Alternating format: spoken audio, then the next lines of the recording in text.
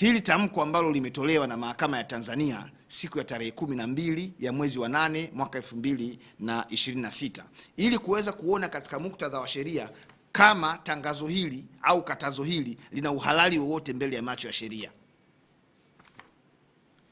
Sasa msingi wa katazo hili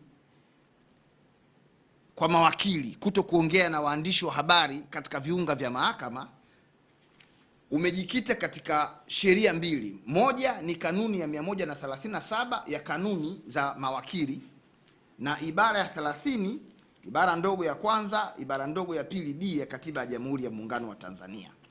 Sasa mbele yenu nimekuja na hizo sheria ili kuweza kuona kwamba hizi sheria kama zilivyonukuliwa kwenye hili katazo ndivyo zinavyosema au ni mtu tu ameamua kujitungia na kuweka hizo namba za hivyo vifungu vya sheria ili kuhalalisha hicho ambacho amekiandika. Mbele yenu ninazo hizo kanuni za maadili ya mawakili. Hizi hapa. Na hizi kanuni kama ambavyo kwenye tangazo la Mahakama Kuu ya Tanzania ni tangazo la serikali namba 118 la mwaka 2000 mahakamani. Kwa hiyo kama wakili anaamua kuzungumzia kesi iliyoko mahakamani katika namna nyingine ambayo haiwezi kutoa picha au taswira ya uwepo wa matokeo ambao hayajatolewa bado, huyo wakili hajafanya kosa na ni haki yake kuzungumza na vyombo vya habari. Sasa kabla sijaendelea tena kutoa ufafanuzi zaidi, tuangalie sasa ibara ya 30 ibara ndogo ya kwanza na ya pili D ya Katiba ya Jamhuri ya Muungano wa Tanzania. Ibara ya 30 ibara ndogo ya kwanza ya Katiba ya Jamhuri ya Muungano wa Tanzania inasomeka hivi: haki na uhuru wa binadamu ambavyo misingi yake imeorodheshwa katika katiba hii havitatumiwa na mtu mmoja mmoja kwa maana ambayo itasababisha kuingiliwa kati au kukatizwa kwa haki na uhuru wa watu wengine au maslahi ya umma. Hiyo ni ibara ya 30 ibara ndogo ya kwanza ambayo inasema haki na uhuru wa binadamu ambavyo misingi yake imeorodheshwa katika katiba hii havitatumiwa na mtu mmoja kwa maana ambayo itasababisha kuingiliwa kati au kukatizwa kwa haki na uhuru wa watu wengine au maslahi ya umma. Sasa msajili wa Mahakama Kuu Mheshimiwa Tengwa anasema anawapiga marufuku mawakili wasizungumze na waandishi wa habari wakiwa katika mazingira au viunga vya mahakama kwa kutumia ibara ya 30 ibara ndogo ya kwanza ya Katiba ya Jamhuri ya Muungano wa Tanzania.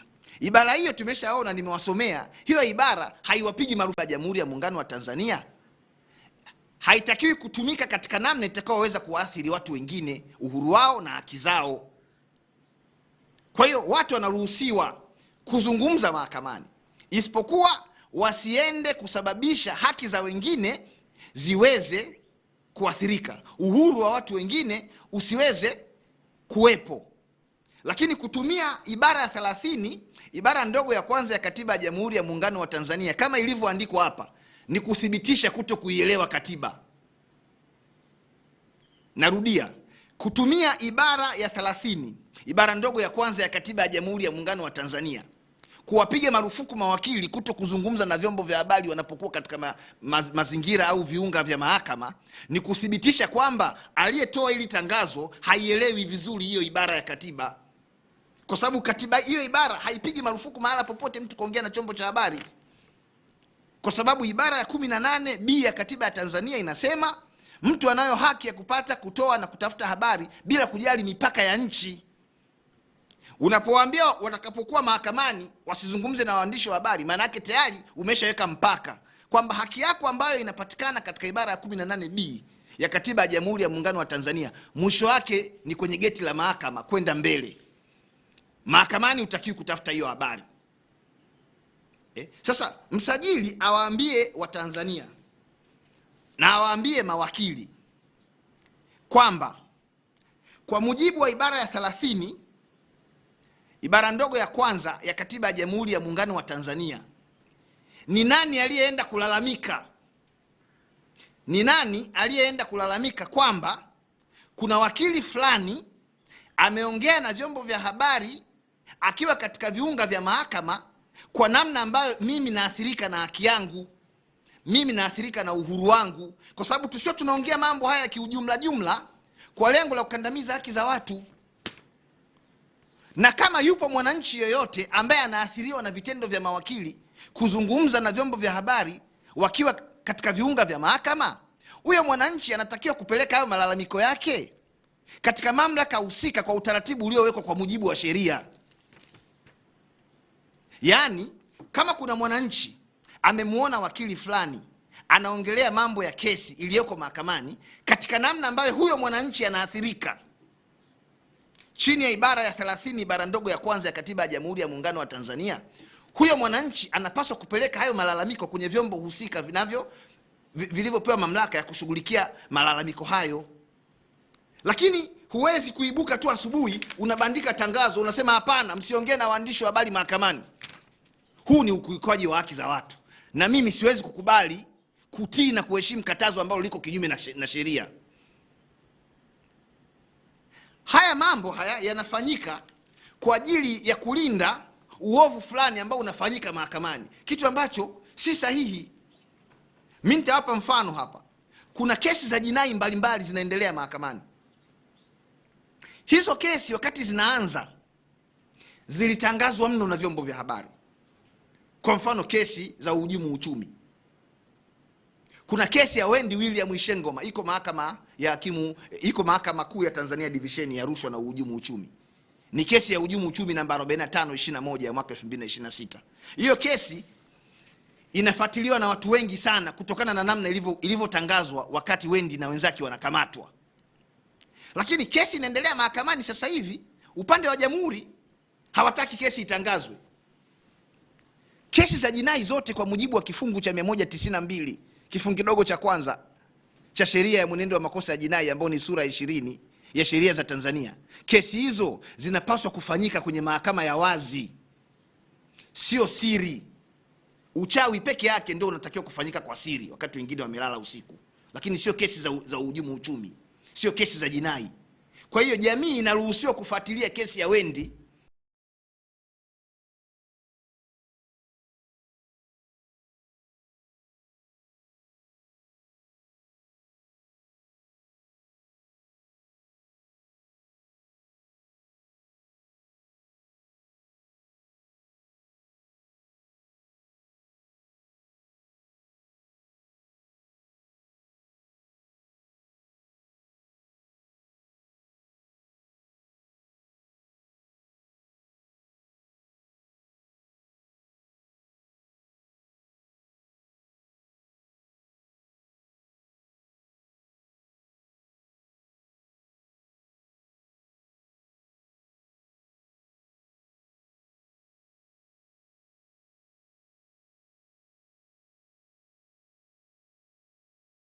hapa. Huyo wakili achukuliwe hatua yeye binafsi, na sio kutoa tangazo la jumla kwa mawakili wote ambao pengine wanatii sheria kwa kuzungumza na waandishi wa habari kwa kuzingatia sheria na katiba.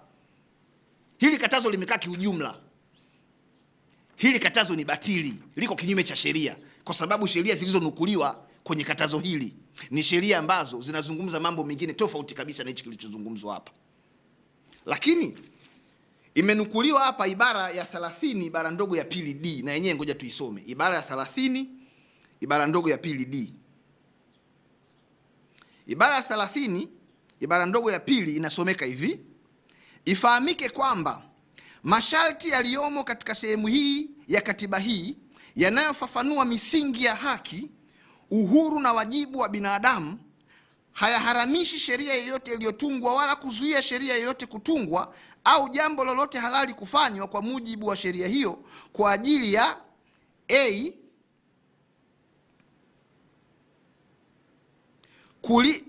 kwa ajili ya D, kulinda sifa, haki na uhuru wa watu wengine au maisha binafsi ya watu wanaohusika katika mashauri mahakamani, kuzuia, kutoa habari za siri, kutunza heshima, mamlaka na uhuru wa mahakama. Ndio ibara ya 30 ibara ndogo ya pili D inavyosema, kwamba haijapiga marufuku wakili kuzungumza na waandishi wa habari mahakamani, Lakini imesema huyo wakili atakapozungumza mahakamani na waandishi wa habari kwa kutumia ibara ya 18B ya Katiba ya Jamhuri ya Muungano wa Tanzania, ajue kwamba haki hiyo inaweza tu ikavunjwa kwa maslahi au kwa lengo la kulinda sifa, haki na uhuru wa watu wengine au maisha binafsi ya watu wanaohusika katika mashauri mahakamani, kuzuia kutoa habari za siri, kutunza heshima, mamlaka na uhuru wa mahakama.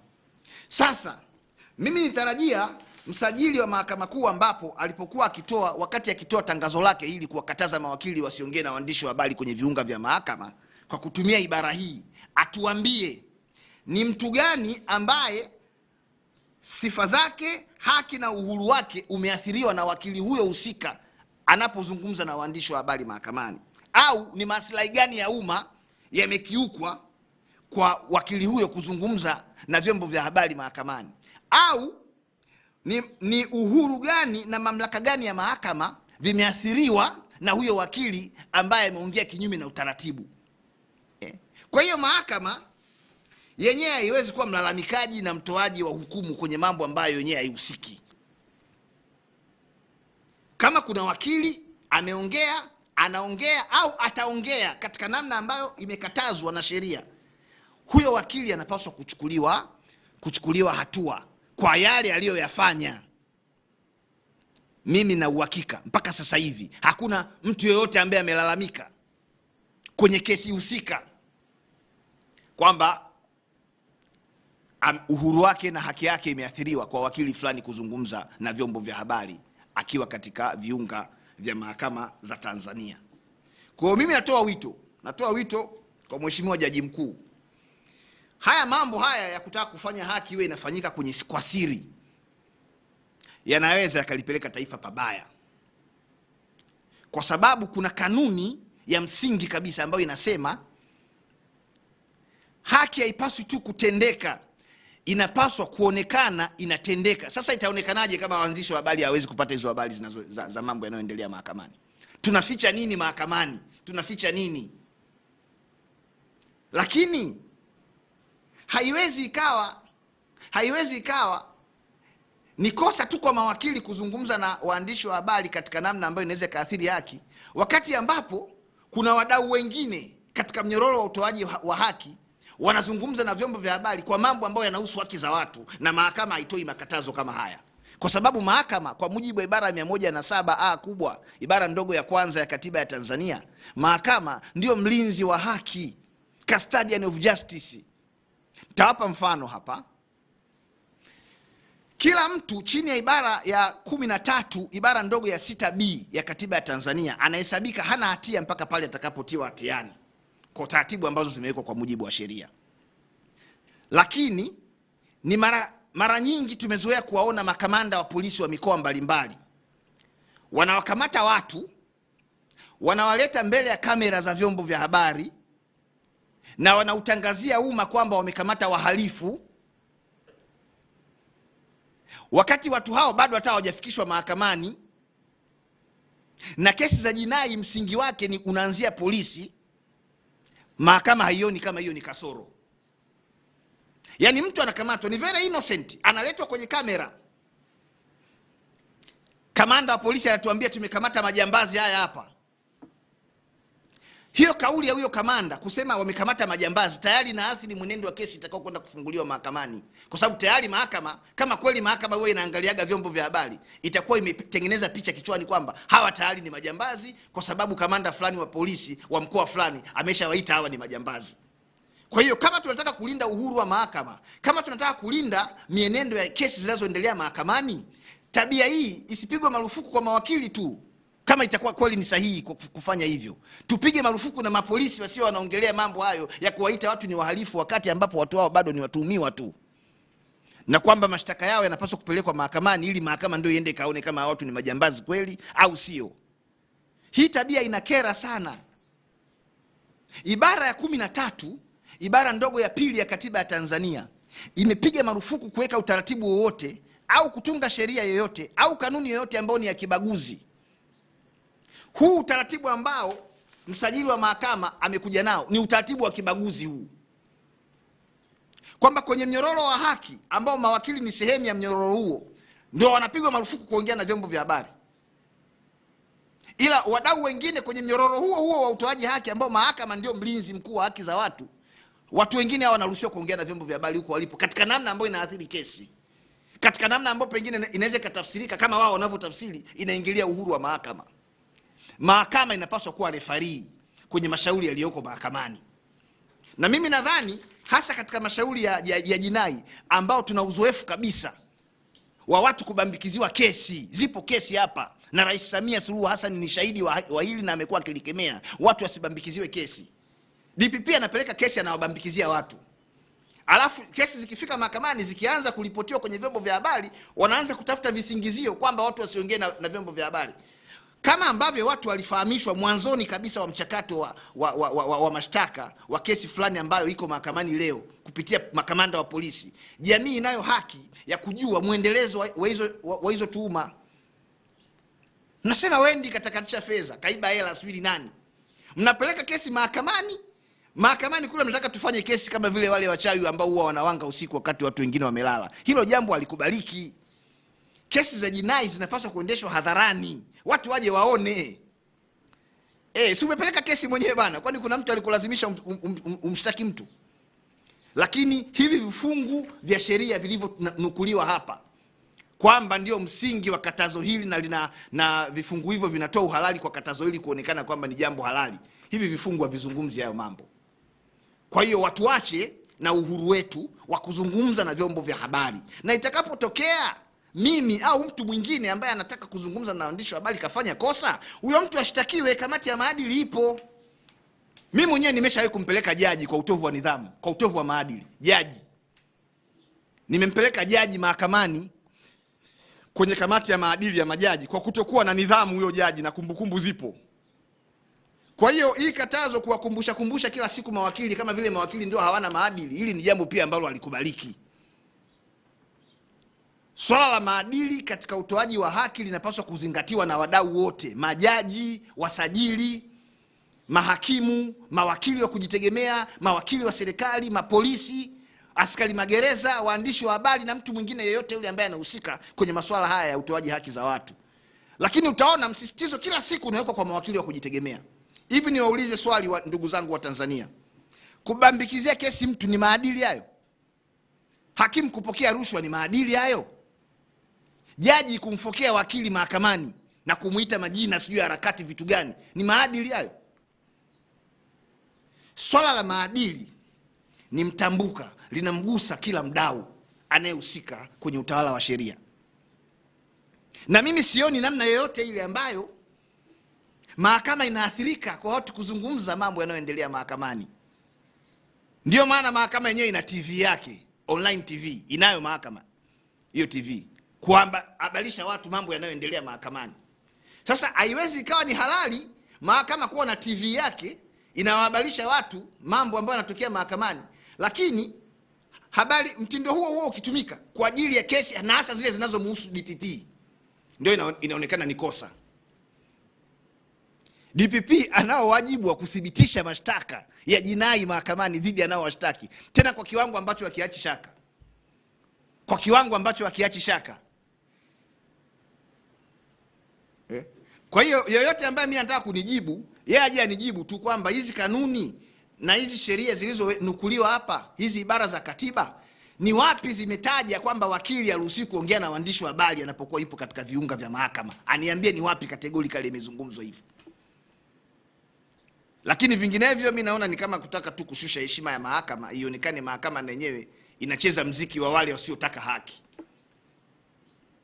Ibara ya 18B ya katiba ya Tanzania imetoa mamlaka na haki kwa watu wote kutafuta habari, kupata habari na kutoa habari, hata kama ni za mahakamani, hata kama ni za Ikulu, hata kama ni za bungeni, hata kama ni za chuoni. Watu watafute habari watoe. Na kwa kuheshimu takwa hilo la kikatiba, ndio maana serikali ikaanzisha mahususi kabisa Wizara ya Habari. Wizara ya Habari kwa ajili ya kuwezesha takwa hili la kikatiba liweze kutekelezeka kwa ufanisi mkubwa. Yani ukisoma hili tangazo unaona kabisa hili tangazo limewalenga watu fulani ambao ni wazungumzaji wazuri sana kwenye vyombo vya habari, na limelenga kudhibiti, kufichua udhaifu wa hicho kinachoitwaga ni kesi ziko mahakamani, wakati kesi zenyewe kimsingi hazithibitiki huko mahakamani. Nyewe ni mashahidi hapa. Freeman Mbowe si aliambiwa ni gaidi? Hiyo kesi ilithibitika. Lakini katika kutekeleza hayo matakwa hayo ya ibara ya 18D ya katiba ya Tanzania, Mahakama Kuu ya Tanzania ambayo leo inatoa hili tangazo, Mahakama Kuu ya Tanzania, kwa sababu Mahakama Kuu ya Tanzania ni moja tu, imeundwa chini ya ibara ya 108 ya katiba ya Tanzania. Mahakama Kuu ya Tanzania kwenye kesi ya Jamhuri dhidi ya Freeman Mbowe, Jamhuri dhidi ya Freeman Mbowe, Mahakama Kuu ya Tanzania chini ya jaji wakati huo Dr. Mustafa Siani iliruhusu mwenendo wa kesi ya Freeman Mbowe utolewe mubashara na vyombo vya habari. Narudia, Mahakama Kuu ya Tanzania, hapa si wanasema tusizungumzie mambo yanayohusu mienendo ya kesi mahakamani. Mahakama Kuu ya Tanzania kwenye kesi ya Jamhuri dhidi ya Freeman Aikaeli Mbowe, Jaji Mustafa Siani aliruhusu vyombo vya habari na mitandao ya kijamii virushe mubashara kesi hiyo, na ilifanyika hivyo. Leo unakuja kutuambia tusiongee na waandishi wa habari mambo yanayohusu mahakama, haki za watu. Mtu anashtakiwa kwa makosa makubwa kabisa ambayo hayana dhamana, amekaa magereza miaka 10, miaka 8, miaka 20, amezalia jela. Hutaki watu wajue kwa kulinda udhaifu wanaoendesha mashtaka. Sisi tutazungumza hii mambo ndani ya mahakama na nje ya mahakama, tutazungumza. Na tuko tayari kwa hatua zozote zile ambazo mahakama itaona inafaa kuzichukua dhidi yetu, ichukue hizo hatua. Sisi tunasimama na wananchi. Wananchi wana haki ya kujua hayo mashtaka, hizo kesi zinaendeshwaje. Lakini ibara ya 107B kubwa ya katiba ya Tanzania imeitaka mahakama inapoendesha shughuli zake za utoaji haki isizingatie mitandao ya kijamii, izingatie katiba na sheria. Jaji au hakimu anapata wapi muda wa kwenda kuangalia mitandao ya kijamii wakati kesi zinaendelea mahakamani? Ndiyo maana ukisoma vizuri sheria hizi zilizonukuliwa hapa, zinatoa nafasi kwa mtu yoyote kama anaona anaathirika na vitendo vya wakili yoyote, apeleke malalamiko hayo kwenye mamlaka ambazo zimeanzishwa kisheria ili haki yake iweze kupatikana. Haijawahi kutokea jaji yuko mahakamani alafu jaji huyo akajua yanayoendelea kwenye mtandao. Basi atakuwa azingatii matakwa ya sheria. Hakimu yuko mahakamani anasikiliza kesi, kumbe wakati huo anasikiliza mtandaoni wanazungumza nini, au chombo gani cha habari kinazungumza nini. Hilo ni jambo ambalo limepigwa marufuku na ibara 107B kubwa ya katiba ya Jamhuri ya Muungano wa Tanzania. Mahakama ijikite kwenye yale ambayo yako ndani ya mamlaka yake. Mambo hayo ni ya utoaji haki, kulinda haki za watu. Ni jambo ambalo linatia huruma sana, yani huruma mno. Watu walitarajia kwamba mahakamani ndio sehemu sasa wajiachie, wapate haki, kujua yanayoendelea. Wewe hata ukiongea maneno gani, jaji asikie hayo maneno. Jaji yuko mahakamani, yeye anaangalia katiba, anaangalia sheria. Hakuna namna unaweza kumshawishi jaji kupitia chombo cha habari ili aweze kumfunga au kumwachia mtu. Hakuna namna hiyo. Hata huyo jaji amekatazwa kufanya hivyo. Kwa hiyo unaposema kwamba unaingilia uhuru wa mahakama kwa kuongea na chombo cha habari kesi iliyoko mahakamani, mimi nadhani ni tafsiri potofu. Ni tafsiri potofu kwa sababu huyo jaji wala hajui yuko nyewe mnaongea nini. Na wala mimi sijawahi kuona tangu nimezaliwa. Tangu nimezaliwa sijawahi kuona hukumu yoyote ya mahakama inayosema kwamba huyu mtu anafungwa kutokana na gazeti fulani liliandika habari fulani, jaji akashawishika. Lakini ili kuthibitisha hadi ninayosema, sisi mawakili tunapokuwa tuko mahakamani, wakili ukisimama ukaiomba mahakama ikupe jambo fulani, ikupe haki fulani, usipotaja kifungu cha sheria, mahakama haiwezi kukupa hicho unachokiomba. Kwa hiyo kumbe tunakubaliana hapa kwamba mahakama ili iweze kutenda haki inategemea na sheria ambayo wewe muombaji unaitumia kuiomba mahakama ikupe hiyo haki. Sasa chombo cha habari sio kifungu cha sheria. Mtandao wa Twitter, sijui mtandao wa Instagram, mtandao wa Facebook sio kifungu cha sheria ambacho jaji anapaswa kukizingatia kutoa haki. Kwa unapotuambia kwamba tukiongea na vyombo vya habari eti inamuathiri jaji kule kwenye kutoa maamuzi, jaji wala hayupo kwenye hiyo mitandao. Hayupo. Mimi sijawahi kumuona jaji yote yuko mtandaoni. Sijawahi kumuona jaji yote yuko mtandaoni, wala mimi sijawahi kumuona jaji yote anaandika hukumu kwa kuzingatia gazeti la Mwananchi au la Nipashe. Sijawahi kumuona jaji anaandika hukumu kwa kuzingatia taarifa ya habari ya ITV au Azam. Sijawahi. Hukumu zote ambazo mimi nazisoma, na ndivyo inavyopaswa kuwa, ni majaji na mahakimu kutoa hukumu hizo kwa kuzingatia katiba na sheria. Kwa hiyo kwa kuzungumza haya, ninaamini kabisa mahakama itaelewa, na yeyote ambaye anataka kuitumia mahakama kuzuia haki za watu wengine akome, aache hayo mambo. Tukutane mahakamani, tuendeshe kesi, na hizo kesi hazijaanza leo kuripotiwa na vyombo vya habari. Nimetoa mfano hapa kesi ya Freeman Mbowe. Lakini kuna kesi ya Tundu Antipas Lissu pale, Jamhuri dhidi ya Tundu Antipas Lissu. Kesi hiyo inarushwa mitandaoni. Huwezi kusikia watu wanalalamika. Huwezi kusikia watu wanalalamika. Watu wajue si makesi makubwa mnataka nyewe wenyewe, na mmenyima dhamana kwa watu kupata dhamana wanapokuwa wameshtakiwa na hizo kesi. Mnaogopa nini? Mnaogopa aibu. Kama mnaogopa aibu ya kwamba watu wasijue kinachoendelea mahakamani, msiwabambikizie watu kesi. Msiwabambikizie watu kesi. Lakini kwenye kesi za jinai ikumbukwe tu kwamba na izingatiwe kifungu cha 192 kifungu kidogo cha kwanza cha sheria ya mwenendo wa makosa ya jinai kinasema kesi zote za jinai zinapaswa kuendeshwa kwenye mahakama ya wazi. Na mimi mara kadhaa nimekuwa nikisema kwamba kesi hizi kubwa kubwa, kwa nini zisiwe zinaendeshwa pale kwenye uwanja wa Uhuru?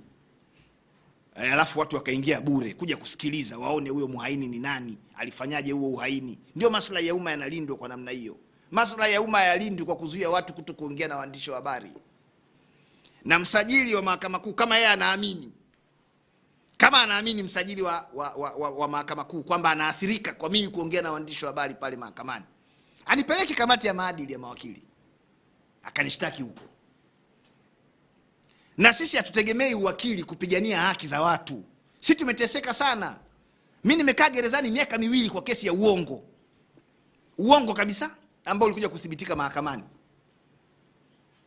Sasa kama mimi wakili naweza nikashtakiwa kwa kesi ya uongo nikateseka magereza miaka 2, wewe mtu ambaye sio wakili ambaye hujui sheria, unadhani hawa wanaweza wakakutendea au wakakulindia haki yako kwa namna gani? Haya mambo yanakera sana. Huyu anayetoa hili tangazo, mwanae hajawahi kushtakiwa, mwanae hajawahi kuwekwa jela, yeye mwenyewe hajawahi kushtakiwa, wala mkewe wala nani. Ndio maana wanaona kila kitu tunachokifanya sisi ni harakati. Sisi hatutaki mabaya ambayo tumefanyiwa na mfumo huu wa utoaji haki ya wakute watu wengine, na hasa wasiokuwa na sauti. Ndio maana sisi tumejitolea kuwa sadaka na sauti ya watu wengine, kuongea na waandishi wa habari. Kesi ikiisha, kwanza anayepaswa kulalamika ni mwenye kesi kwa mujibu wa kanuni, kama itaonekana anayeongea ameathiri haki za huyo mwenye hiyo kesi. Na tunatarajia huyo mlalamikaji mwisho wa siku malalamiko yake yaje mahakamani. Sasa kama tayari mahakama imeshachukua upande, hiyo mahakama kesho inawezaje kutenda haki kama kuna mtu ataamua kupeleka malalamiko kwa hichi ambacho kinazungumzwa hapa? Kwa hiyo mahakama kuna haja wakati wote kubaki kama referee, isiwe na upande. Anayeathirika na hivi vitendo vya waandishi wa habari kuripoti hizi kesi, aende akapeleke kesi kunakohusika. Tutaenda kupambana huko, tutajuana huko. Hamtaki kesi. Wenzetu Kenya kesi zote zinaendeshwa mubashara, sio klipu. Jambo TV warushe klipu, mubashara kesi inaonyeshwa hadharani. Nyie hapa kuonyesha kesi hadharani imekuwa ni siri. Tuliwahi sisi kuwa na utaratibu kwenye muhimili wa bunge. Bunge live, watu wanaona bunge linafanya kazi zake namna gani. Bunge chombo cha wananchi. Bunge ni muhimili wa dola. Mahakama nao ni muhimili wa dola, inapaswa kuiga kinachofanyika bungeni. Bunge live. Lakini haya yanayofanyika, mimi naamini haya ni kulinda maslahi ya wakandamizaji haki. Mashtaki watu kwa uongo, mnashindwa kudhibitisha kesi zao, hamtaki mambo hayo ya ukandamizaji yajulikane, mnakuja kutoa makatazo ambayo hayafuati sheria wala hayafuati katiba. Kwa hiyo ninaamini kabisa kwa ujumbe huu ili katazo litafutwa, mahakama itabaki kushughulika na masuala ambayo yanaihusu mahakama.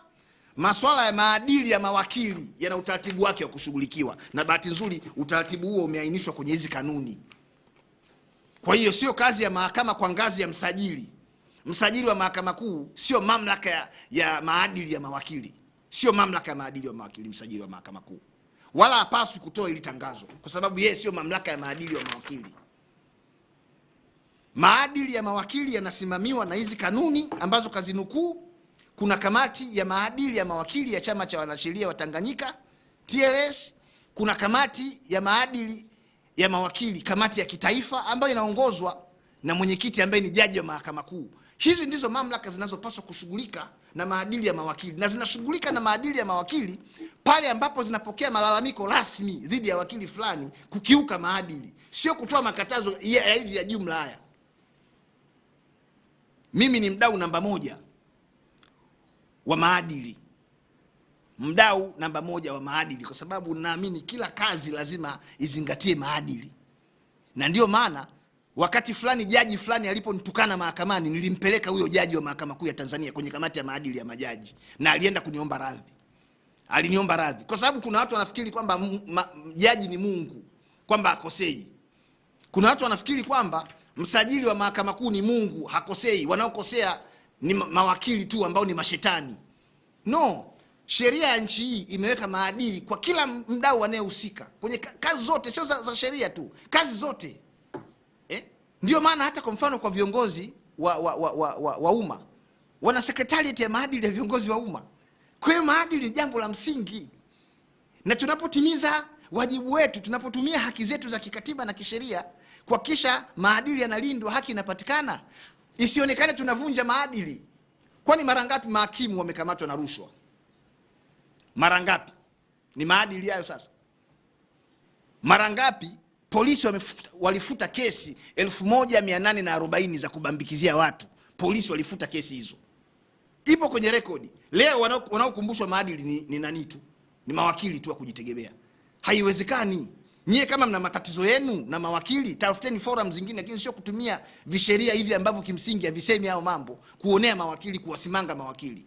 Mawakili wa nchi hii ni raia halali kabisa wa nchi hii, na kazi wanaoifanya ni kazi halali, kazi ambayo ipo kwa mujibu wa sheria, na wanapaswa kuifanya kwa moyo wote kuhakikisha kwamba nchi hii inapata ustawi kwenye eneo hili la haki.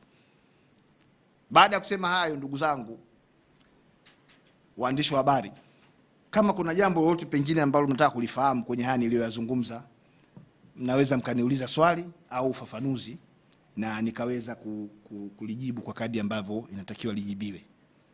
Ndio. Salamu la kwanza katika tangazo hili la msajili tunahusisha pia chama cha mawakili TLS.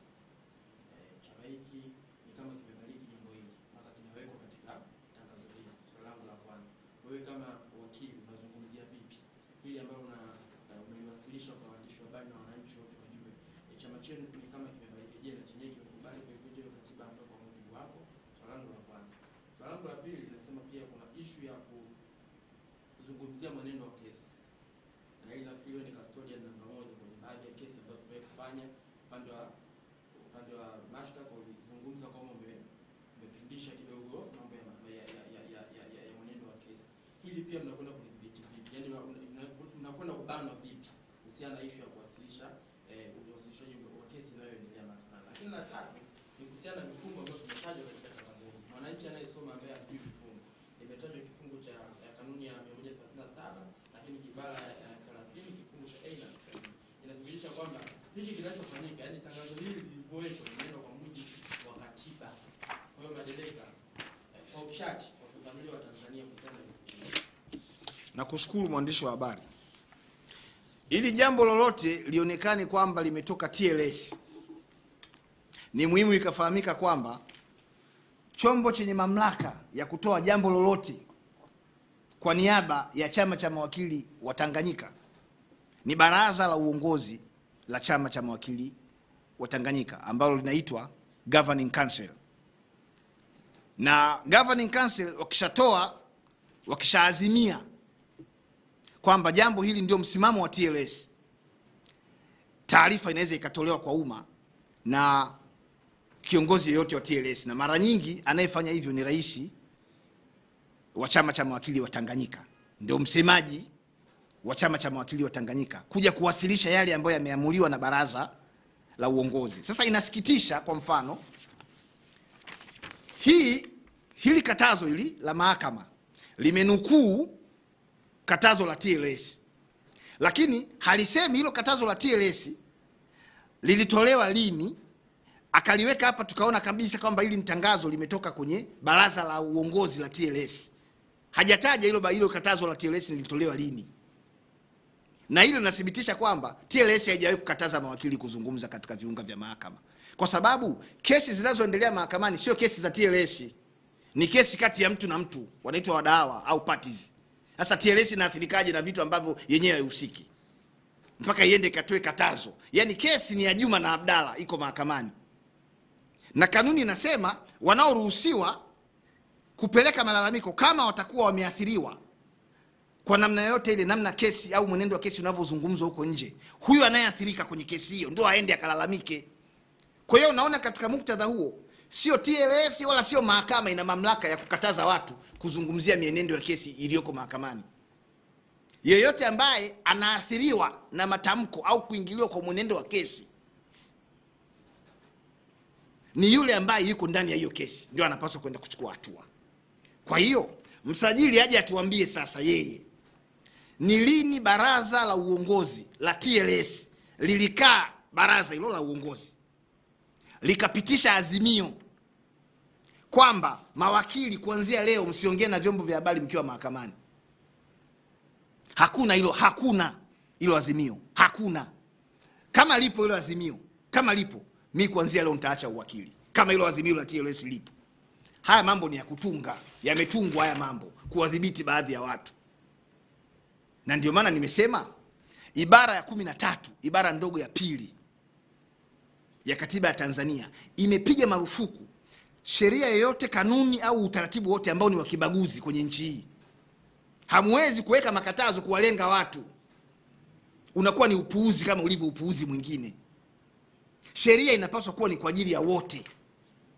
Ndio maana ibara ya 13 ibara ndogo ya kwanza inasema watu wote ni sawa mbele ya sheria na wana haki, wanastahili kupewa haki sawa mbele ya sheria, sio kulengalenga watu. Kwa hiyo hili katazo ambalo limejiegameza pia katika maamuzi ya TLS sio la ukweli, kwa sababu hilo katazo la TLS halipo na TLS haijawahi kutoa hilo. Mimi kama mwanachama wa TLS ambaye taarifa zote za TLS zinazohusu mawakili napaswa kuzipata, sijawahi kupata hilo katazo.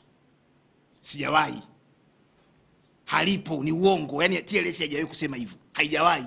Na hata kama itatokea kufanya hivyo, TLS itakuwa inakosea, kwa sababu labda iwe ni kesi inayohusu TLS, lakini kwa kesi inayomhusu Juma na Abdalla, TLS hairuhusiwi kutoa katazo kwa wakili au mtu mwingine yote kuzungumzia hiyo kesi.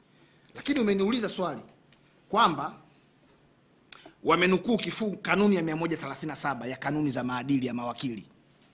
Naomba nirudie tena kukisoma na kukitafsiri kwa Kiswahili kisicho rasmi.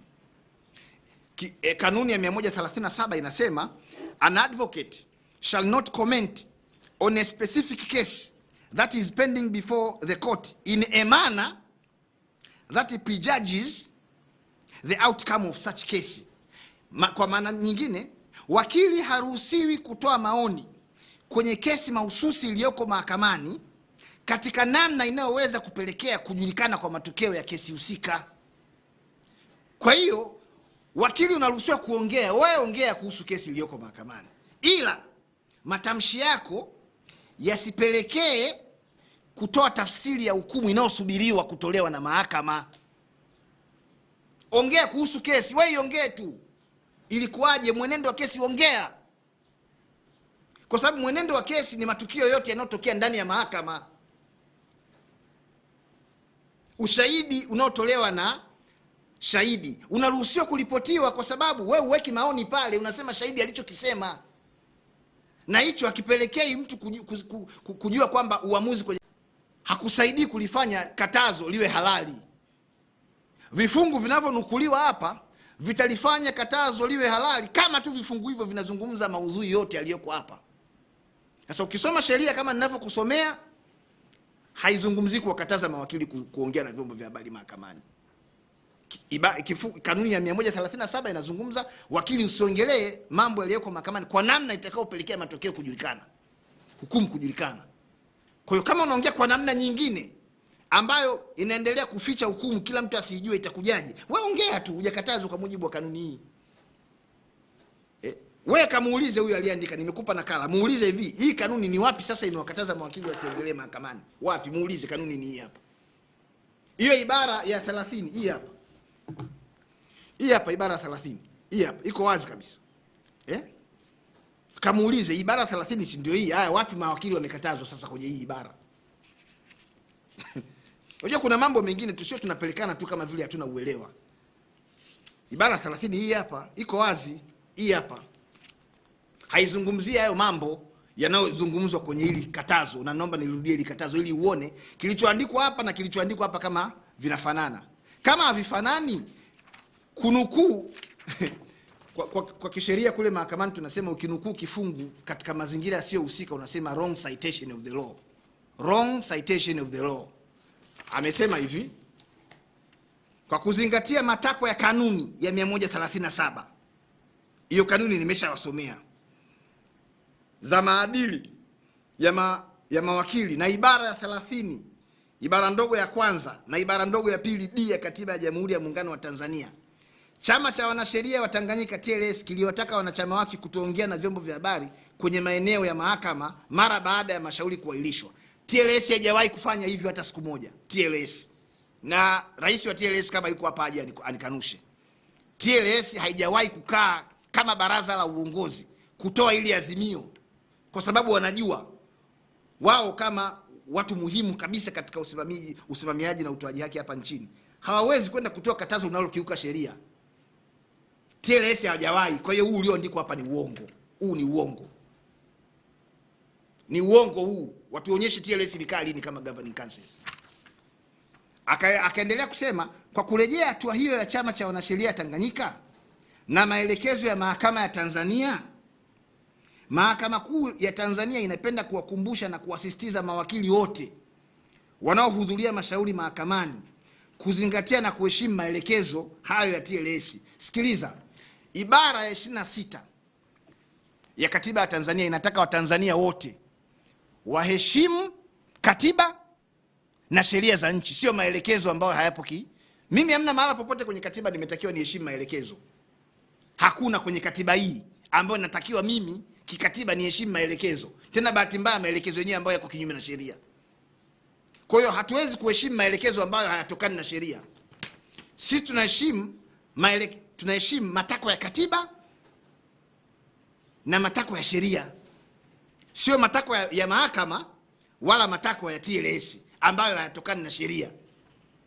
Kwa hiyo kuziweka hizi sheria hapa kunathibitisha aliyeziweka hizi sheria kama akuzisoma vizuri, kama alizisoma vizuri basi akuzielewa. Hakuzielewa kabisa. Maana yake anaendelea kusema, kwa kuzingatia na kuheshimu maelekezo hayo ya TLS na mahakama, kwa kutokufanya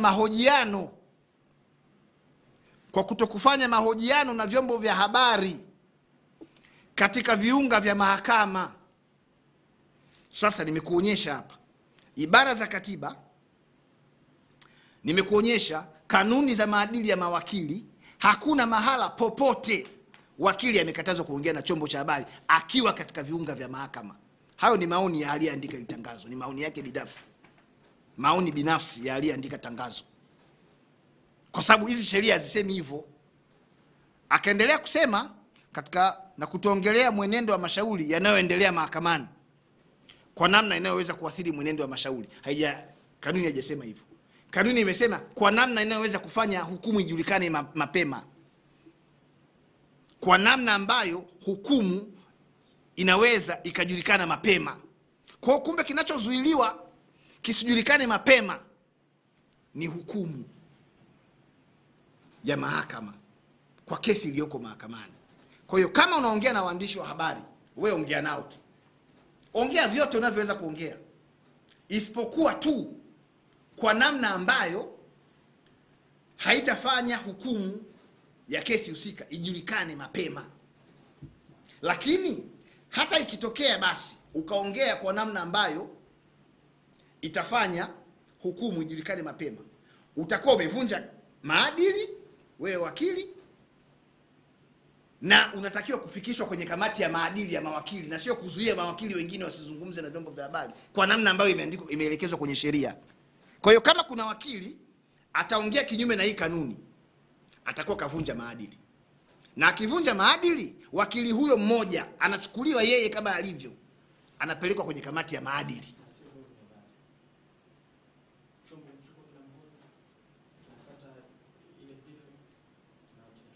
Aliandika hii aende akasome sheria ya habari ya mwaka 2016. Iko wazi hiyo sheria. Iko wazi. Yaani vyombo vya habari vina wajibu wa kuhabarisha umma. Wanatumia ibara ya 18B. Vyombo vya habari, mnatafuta habari, ndio maana unakuja kunihoji. Alafu unaitoa habari. Unaitafuta habari, unaipata alafu unaitoa bila kujali mipaka. Ndio ibara ya 18 inavyosema hivyo. Kwa hiyo unao uhuru kabisa kufanya. Isipokuwa wewe chombo cha habari ukifanya kosa la kuingilia, la kuvunja, kuna kifungu cha 114 kifungu kidogo cha kwanza cha kanuni ya adhabu ambayo ni sura ya 16. Kimeweka kwamba ni kosa kwa mtu kudharau mahakama, contempt of court. Kwa hiyo ukiongea kama chombo cha habari kwa namna ambayo inadharau mahakama, utashughulikiwa kijinai. Watakukamata, watakupeleka kule Central Police, watakufungulia kesi, watakufikisha mahakamani na utashughulikiwa kwa kufanya hiyo jinai. Lakini katazo hili linawahusu mawakili wasiongee na vyombo vya habari kwenye viunga vya mahakama, na sheria iliyorejewa ni hizi sheria hizi hapa mbili. Sasa hizi sheria hazisemi hivyo. Hizi sheria haziwakatazi mawakili kuzungumza na vyombo vya habari. Hizi sheria zinazungumza namna ambavyo mawakili wanapaswa kuongea na vyombo vya habari. Waongee katika namna ambayo haiwezi kupelekea matokeo ya kesi kujulikana. Sawa. Ndio. Mwisho. Ndio. Baada ya mazungumzo haya, mjadala huu kwenda mbele kwenda nyuma, sheria ikabaki hivi. Msimamo wako kama wakili utakuwa ni upi? Mimi msimamo wangu kama wakili, naendelea kuongea na vyombo vya habari na naendelea kuongea na kuzungumzia kesi zilizoko mahakamani kwa kuzingatia kanuni ya 137. Na kwa kuzingatia ibara ya 30, ibara ndogo ya kwanza na ibara ndogo ya pili ya katiba ya Tanzania. Hii sio sheria hii. Hii sio sheria. Hii ni karatasi tu. Hii sio sheria hii. Ndio maana nimesema kwa kuongea na waandishi wa habari kwenye viunga vya mahakama kwa kutumia vifungu hivi, kama msajili ana ubavu wa kunishtaki kwenye kamati ya maadili ya mawakili anishtaki kwa kulivunja hii tangazo lake, kama anao huo ubavu. Kwa sababu hizi sheria zinataka kwanza wanaotakiwa kwenda kulalamika ni wale walioko kwenye hiyo kesi. Sasa msajili, mimi sina kesi yote naisimamia au naifanya kesi dhidi yake. Ndio maana nakwambia tunaposoma hizi sheria hizi tunatakiwa kuzisoma kwa utulivu. Sisi ambao tumepata bahati, privilege ya kusoma sheria, tunatakiwa kwa namna zote tuwe makini tunapokuja kwenye umma kuhabarisha umma, kwa sababu tukikosea sisi tutakuwa tumeathiri jamii kubwa sana. Sasa fikiria katazo kama ile analeta msajili. Msajili hana mamlaka yoyote juu ya maadili ya mawakili. Hana hayo mamlaka msajili. Hana mamlaka hayo. Kasoma ndio. Kwani mimi nabishana kwamba hajasoma? Mimi nazungumzia hana mamlaka juu ya maadili ya mawakili. Msajili hana hayo mamlaka. Kwa sababu wakili akikosea maadili, akivunja maadili, utaratibu wa kumshughulikia huyo wakili anayekosea maadili, anayevunja maadili umeelekezwa humu na humu. Hamna mahala popote msajili katajwa kwamba ndio atashughulikia hao mawakili. Kwa hiyo msajili kwa kutoa hili katazo kwanza anajipa mamlaka ambayo hana hayo mamlaka kwa mujibu wa sheria. Msajili mambo yake ni ya utawala huko mahakamani. Nasisitiza tena, swala lolote linalohusu maadili ya mawakili lipelekwe kwenye kamati za maadili ya mawakili za Tanganyika Law Society au lipelekwe katika kamati ya maadili ya kitaifa kuhusu wakili husika kwa kufuata utaratibu. Lakini kama tunaendesha utawala wa sheria, utawala wa haki kwa lengo la kukomoa watu, kudhibiti watu, na sisi tunakuwa ni sehemu pia ya kurudisha nyuma harakati zinazofanywa au jitihada zinazofanywa na wadau wote katika kuhakikisha kwamba tunakuwa na ustawi mzuri kwenye eneo la haki. Watu wanapaswa kujua yanayoendelea mahakamani. Yanayoendelea mahakamani sio uchawi, sio sehemu za siri ambazo zinapaswa kufichwa. Asante.